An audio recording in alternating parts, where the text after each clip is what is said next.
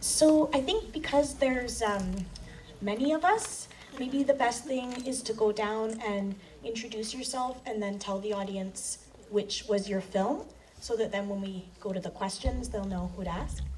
So do you want to maybe start? My name is PJ. Idioma is my last name. I actually started preferring to use the cooler name, a version of my last name, which is Bone Marrow Valley. I made I think it's the fourth film, where they had sex and where the Norwegian king was present. That's my one. Hello, my name is Silja Zombie, and I made the film called Ayla and Her Grandmother, the one with the girl who shared a secret with her grandmother. Hello. My name is Maria Bolnango. I directed the film Hilbespiga with the two teenage girls hitchhiking, and I wrote it together with my sister. And my name is Smavutinki, and I am scriptwriter in Hilbespiga. Yeah, my name is Odd Levi Poulsen, and I was producing Silja Zombie's film and produced PJ's film as well with PJ, and a third film, Edith and Alusha.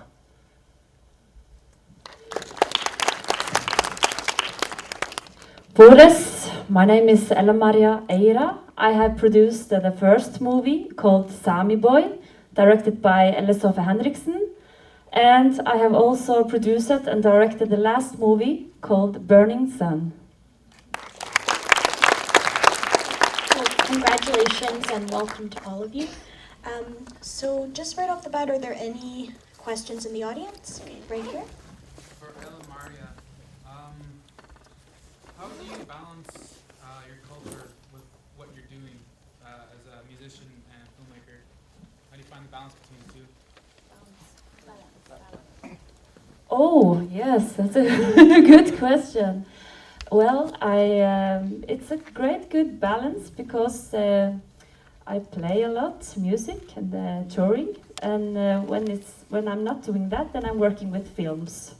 So yeah, it's like folding each other. Anybody else? Any questions from the audience? I think I saw other hands up. Yeah, right here. The cinematography in like all of them was incredible. Is there a long history of is the industry very old in Sápmi, or is it? How did you do it so well? Well, a lot of talented people. I don't know. We have talented, cinematographers. That's it. And the film industry in Sápmi isn't that old. But a funny note, actually, that I discovered today is that on these 7 stories, we actually have 3 actors who were on the first native-directed film that got Oscar nominated in 1988. So that's quite cool. I just mentioned that not only one of the cinematographers were Sami, right? All the other ones were like. The Hilbespiga was a Belgian cinematographer. So there's only one Sami cinematographer, and he shot the PJ's film and both of my movies. Yes. Can one of you guys talk about, or many of you talk about the Sami Film Lab and tell us a bit about that? Because that's where some of the films were produced through, right? The lab? Yeah, the Sami Film Lab was a collaboration between that was initiated by the International Sami Film Institute, and it was kind of like a dogma project. We got a few things that we had to fulfill in order to get these stories together. And we were, it was given, it should be low budget, and it should be only one location, and it should only be one crew. And if we were to make any historical films, then we were supposed to get the extra funding for that. So there were some parameters that we had to fill in order to make these films. And the idea behind it was, of course, if we produce all of these films together, then we will also put the films together, and then we will reach further on. We will actually travel. That we can. The idea was that we can then make the journey all through the world, and I think we managed that quite well. Now we're in Canada here. We're very, very pleased and happy to be here. But I also have to mention that the small village where we was shooting, the Kautokeino, there is like maybe 3,000 people living, and all the village knew we were doing those movies, and they were also helping us, and we were cooperating with them. And Anne-Laila Utsi at the Sami Film Institute just say to all of us, here you have $200,000 to make a movie. So you can have this as a good start, and that was very easy, and not easy, but it was a good start to finance the films. It was a very good start. So I will thank Anne-Laila and Sami Film Institute to give us that opportunity, a good start. So that was incredible. A special notice that we spent 1.2 Canadian dollars for all the 7. 1.2 Canadian million dollars for all the 7 films. I heard someone say that. It's a good investment in some serious talent. Do we have other questions in the audience? I saw a few hands earlier. There's a lot of hands. Okay, put them up really high. So, oh yeah, right there. For Inge and Maria, what was the inspiration for the story idea that you guys brought for the 2 girls hitchhiking? I think there are very many different inspirations. Yeah. So like the first idea was because of the original idea was just making the hitchhiking. And the hitchhiking came from that neither me and Inge had a driver license and did a lot of hitchhiking. So I actually hitchhiked to the Sami Film Lab workshop, like really standing at the road, like hello. So, but of course it evolved from the hitchhiking to be more about teenage sexuality. Yeah. So we wanted to show like how teenagers live today, with sexuality on the internet, and yeah. Great, thank you. Hands up high if you have a question. Over here, thank you. What was it they were drinking that body? Yeah, it's called vademecum. Like at least It's mouthwash. yeah, mouthwash. But actually, it has a lot of alcohol in it, and it's dangerous to swallow it. You can like burn your throat, and so when me and Inge grew up, we knew that a lot of alcoholics used to drink it. So when they were where that came from.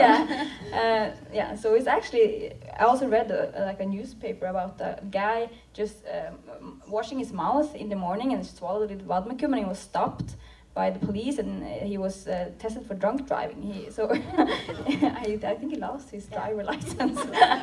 So it's like a how do you say moonshine or no something? No, but like people like this film was also screened in Russia, and the guy who translated it he translated something that Russians also like mix a lot of different stuff to make a really dangerous drink.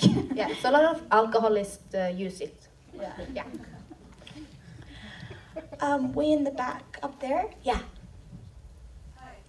I noticed in a lot of the films that water was predominant, and it's almost as if water was a separate character all on its own. So I was wondering 2 things. One, could any of you comment on the symbolism of water in your film?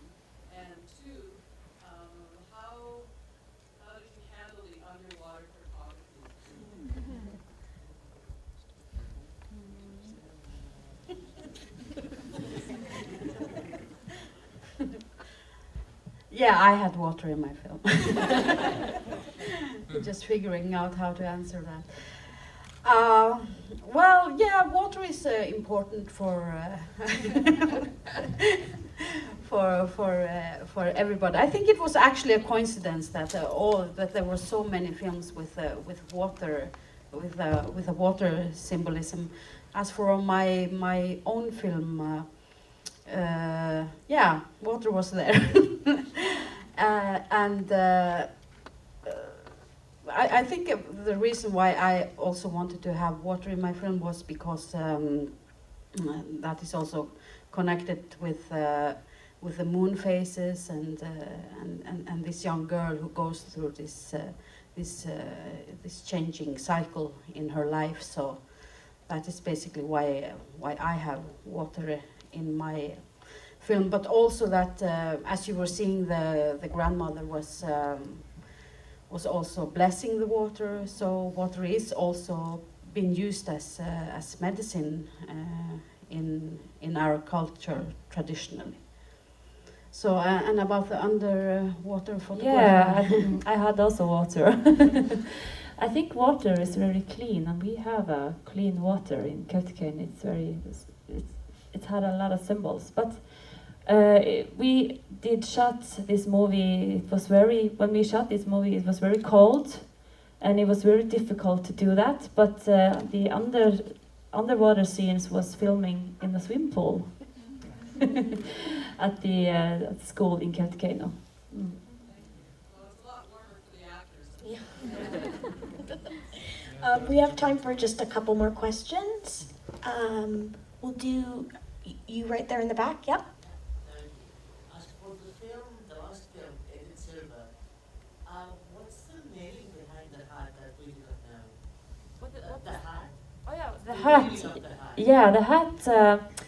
Yeah, like 5 years ago, I discovered the hat in our society, and find out that it was burned like for over 100 years ago by the churchmen. The churchmen came to our village, and they believed that the devil was living in the hat. Yeah, and they were forcing us to become Christians.